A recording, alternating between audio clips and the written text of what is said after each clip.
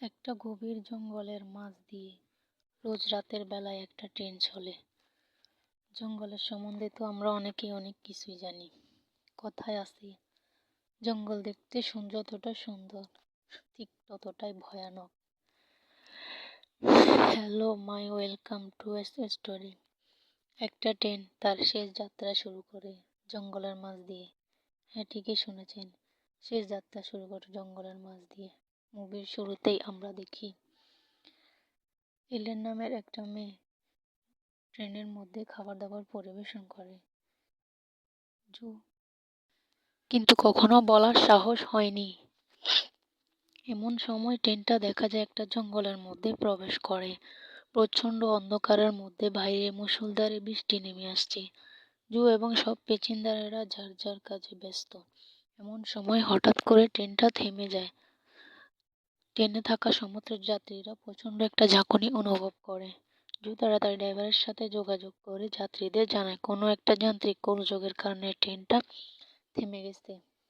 অন্যদিকে আমরা ড্রাইভারকে দেখি একটা টর্চ হাতে বাইরে বেরিয়ে আসে কি হয়েছে সেটা দেখার জন্য।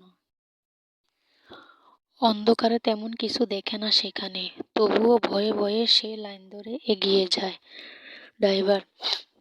অন্যদিকে অনেকটা সময় পার হয়ে যাওয়ায় প্যাসেঞ্জারেরা জোকে কোনো রকম খবর আসছে কিনা সেটা জিজ্ঞেস করতে বলে। বেশ কিছুটা যাওয়ার পর ড্রাইভার দেখে একটা হরিণ ট্রেনের সাথে ধাক্কা খেয়ে ট্রেনের মাঝ বরাবর আটকে গেছে। হঠাৎ ড্রাইভার পেছনে কিছু একটা অনুভব করে। পেছনে ফেরার আগে কিছু একটা তার উপর হামলা করে দেয়, তার উপর ঝাঁপিয়ে পড়ে। কিন্তু তার উপর ঝাঁপিয়ে পড়ে সেটা না দেখা গেলেও ট্রেনের নিচ দিয়ে দেখা যায় খুব ভয়ঙ্কর একটা হিংস্র প্রাণী। দুটো পা তার দেখতে অবিকল মানুষের মতো, যে সবার চোখের আড়ালে ড্রাইভারের মাংস ছিঁড়ে ছিঁড়ে খাচ্ছে। এভাবে অনেকটা সময় পেরিয়ে যায়। জু কিছু বুঝতে না পেরে কন্ট্রোল রুমে ফোন দেয়। ফোন করে কোনো লাভ হয় না। তাতে ট্রেনে থাকা সমস্ত যাত্রীরা ঠিক করে তারা ট্রেন থেকে নেমে জঙ্গলের পথ দিয়ে হেঁটে যাবে, কিন্তু জু এতে রাজি হয় না। জু বলে এই ঘন জঙ্গলে অনেক বিপদ আছে, কিন্তু কেউই জুয়ের কথা শোনে না। অবশেষে সবাই ট্রেন থেকে নেমে যায়। সমস্ত যাত্রীরা জঙ্গলের পথ দিয়ে চলতে শুরু করে। কেমন একটা গা ছমছমে পরিবেশ, চারদিকে কুটকুটে অন্ধকার। দূরের জিনিস তো দূরের কথা, কাছের জিনিসও ভালো করে দেখা যাচ্ছে না। অনেকটা পথ যাওয়ার পর জুয়ের মনে হয় কিছু একটা দূরের জঙ্গলে নড়ার শব্দ হচ্ছে। জু সবাইকে এক জায়গায় দাঁড়াতে বলে আর টর্চ হাতে ওখানে কি আছে সেটা দেখার চেষ্টা করে। এলেনও তার সাথে যায় এবং ওখানে গিয়ে তারা যা দেখতে পারে তাতে তাদের গায়ের লোম খাড়া হয়ে যায়। সবাই দৌড়ে ট্রেনের দিকে আসতে থাকে, আর সবাই ট্রেনের কাছে পৌঁছে গেলেও একটা বৃদ্ধ দম্পতি উঠতে দেরি করে ফেলে। আর তারা এখানেই ভুল করে ফেলে, কারণ তারা যখন ট্রেনের সামনে আসে তখন তাদের মনে হয় কোনো একটা হিংস্র প্রাণী তাদের পেছন পেছন আসছে। বয়স্ক লোকটি কোনোমতে ট্রেনে উঠতে পারলেও তার স্ত্রী ট্রেনে ওঠার সময় পা স্লিপ করে যায়। তাড়াহুড়োতে ট্রেনের দরজা বন্ধ করে দেওয়াতে তার একটা পা বাইরেই থেকে যায়। আর ট্রেনের বাইরে ওই হিংস্র প্রাণীটা তার পা কামড়ে তাকে বাইরে নিয়ে যাওয়ার চেষ্টা করে, কিন্তু সবাই মিলে কোনো রকমে ওই মহিলাটিকে বাঁচায়, যদিও তার পা কিন্তু ক্ষত বিক্ষত হয়ে যায়। যন্ত্রণায় চিৎকার করতে থাকে ওই মহিলা। প্রচণ্ড রক্তক্ষরণ হলেও বাকিরা সবাই মিলে রক্তক্ষরণ বন্ধ করার চেষ্টা করে। এদিকে জো কন্ট্রোল রুমে যোগাযোগ করার চেষ্টা করে, কিন্তু কোনো লাভ হয় না তাতেও। ঠিক তখনই ট্রেনে থাকা বিলি নামের একটা ছেলে বলে ওঠে, আমার মনে হয় এই ট্রেনটা চলার জন্য যে জ্বালানি দরকার সেটা লিক হয়ে গেছে। সেটা যদি রিপেয়ার করা যায় তাহলে ট্রেনটা আবার চলতে পারে। সবাই যখন এটা নিয়ে কথা বলছে তখন তারা বুঝতে পারে ট্রেনের ছাদের উপর দিয়ে কোনো একটা বাড়ি কিছু হেঁটে যাচ্ছে। সবাই তো খুব ভয় পেয়ে যায়। ঠিক তখনই একটা মেয়ের ফোন বেজে ওঠে। মেয়েটা জানালার পাশে তার মায়ের সাথে কথা বলছিল। ঠিক সেই সময় একটা হিংস্র নরখাদক মেয়েটাকে ধরে ফেলে আর জানলা দিয়ে বাইরে নিয়ে চলে যায়। তার কিছুক্ষণ পরে জানলা দিয়ে রক্ত গড়িয়ে পড়তে থাকে। তার মানে ওই নরখাদকটা ওই মেয়েটিকেও শেষ করে দিয়েছে। ট্রেনের সবাই নিজেদের প্রাণ বাঁচানোর জন্য অন্য একটা কম্পার্টমেন্টে চলে আসে। সেখানে যত জানালা দরজা ছিল সেগুলো শক্ত করে লক করে দেয়, কিন্তু একটা লোক ওয়াশরুমে থাকায় সে আটকে যায়। তাকে বাঁচানোর বাঁচাতে যাবে ঠিক তখনই ওই নরখাদক ওই ওয়াশরুমে লোকটাকে ধরে ফেলে আর চোখের নিমিষে ওই ব্যক্তিকে ছিঁড়ে খেয়ে ফেলে। জো ভয় পেয়ে গিয়ে ওখান থেকে বের হতে গেলে ওই নরখাদকটি জোয়ের সামনে চলে আসে। অর্ধেক মানুষের মতো দেখতে, অর্ধেক নেকড়ে বাঘের মতো দেখতে।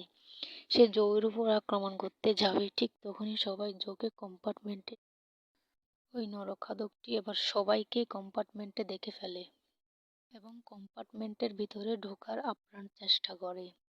অন্যদিকে বাইরের বাকিরা পালানোর জন্য দরজা জানালা ভেঙে ফেলার চেষ্টা করে, কিন্তু শেষমেশ ওই নরখাদকটা দরজা ভেঙে ভিতরে চলে আসে। কোনো উপায় না পেয়ে সবাই মিলে আক্রমণ করে ওই প্রাণীটার উপর। কিন্তু ওই নরখাদক প্রাণীটাকে দেখতে অবিকল মানুষের মতো, তবে তাকে দেখতে আয়তনে মানুষের চেয়ে অনেক বড় লাগে। অনেক বড় বড় দাঁত, অনেক বড় বড় নখ আকৃতির। বিবৃত দেখতে প্রাণীটাকে দেখতে সবাই ভয় পেয়ে যায়। কোনো উপায় না পেয়ে তারা প্রাণীটার উপর আক্রমণ করে, সবাই মিলে মিলিত হয়ে আক্রমণ করে এবং ওই প্রাণীটাকে শেষ করে দেয়। কিন্তু বিপদ এখনো কাটেনি। বৃদ্ধ মহিলাটির কেমন যেন রূপ বদলাতে শুরু করে। বিলি পেশাগত একজন ইঞ্জিনিয়ার, তাই ট্রেনের বিভিন্ন যন্ত্রসমূহে তার কিছু ধারণা ছিল। সে অন্য একটা প্যাসেঞ্জারকে নিয়ে কয়েল ট্যাঙ্ক রিপেয়ার করতে যায়। অন্যদিকে জো আর এলেন ট্রেনটা চালিয়ে দেয়। বিলি যখন ট্যাঙ্কটা রিপেয়ার করছিল ঠিক তখনই তার সাথে আসা লোকটি জঙ্গলের কিছু শব্দ শুনতে পায়। তারপর দেখা যায় সেই ওই শব্দ অনুসরণ করে জঙ্গলের দিকে এগিয়ে যায়। খুটখুটে অন্ধকারে সে দেখতে পেল কয়েকটা নরখাদক মিলে ট্রেন থেকে নিয়ে যাওয়া মেয়েটাকে ছিঁড়ে ছিঁড়ে খাচ্ছে। ছেলেটা এটা দেখে পালাতে গেলে নরখাদকের দল তাকেও ধরে ফেলে। এদিকে ফুল ট্যাঙ্ক ঠিক হয়ে গেলেও বেলি ট্রেনের নিচ থেকে বের হতে পারে না। দেখতে পায় বাইরে দুটো নরখাদক ঘুরে বেড়াচ্ছে। অন্যদিকে দেখা যায় ট্রেনের মধ্যে এডরিন নামের একটা লোককে বেঁধে রেখেছে। আসলে এডরিন একজন খুব স্বার্থপর মানুষ। সে প্রাণে বাঁচার জন্য যে কোনো কিছু করতে পারত। বাইরে যেমন নরখাদকগুলো বিপজ্জনক ছিল, ঠিক তেমনি ভিতরে এডরিন তাদের জন্য বিপজ্জনক ছিল। ও নিজের বাঁচার জন্য অন্য মানুষকে খুন পর্যন্ত করতে পারত। কিন্তু ট্রেনে এডরিনের থেকেও বড় বিপদ ছিল ওই বয়স্ক মহিলাটি। এর সাথে সাথে ওই মহিলা এখন পুরোপুরি নরখাদকে পরিণত হয়। জঙ্গলের মধ্যে ট্রেন হঠাৎ করে চলতে শুরু করে, কারণ জো ট্রেনটা এতক্ষণে চালানো শুরু করে দিয়েছে। কিন্তু বেলি এখনো ট্রেনের নিচেই আছে। বাঁচতে বেলি পুনরায় আবার ট্রেনের ফিউল তারটা খুলে দেয়। ট্রেনটার সাথে আবার থেমে যায়। এলিনার জো ইঞ্জিন রুমটা ছেড়ে আবারও ট্রেনের ভিতর চলে আসে।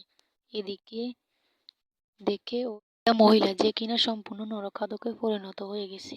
ওরা ওই মহিলাটির শরীরে একটা লোহার পাইপ ঢুকিয়ে দেয়, তাকে শেষ করে দেয়। কিন্তু ততক্ষণে আরো কিছু নরখাদক সেখানে চলে আসে। তাদের হাত থেকে বাঁচার জন্য এডরিন চালাকি করে জো আর এলিসকে সেখানে আটকে রাখে, যাতে নরখাদকগুলো তাদেরকে খেতে পারে ব্যস্ত থাকে আর সেই ফাঁকে এডরিন পালাতে পারে। জো আর এডরিনের মধ্যে লড়াই শুরু হয়। এডরিন ওদের দুজনকে টেনে ফেলে ওখান থেকে পালিয়ে যায়। জো আর এলিস দরজা খোলার আপ্রাণ চেষ্টা করেও ট্রেন থেকে বেরোতে পারে না, আর নরখাদকরা ওই কম্পার্টমেন্টে চলে আসে। শেষমেশ তারা ওখান থেকে বেরিয়ে এলো।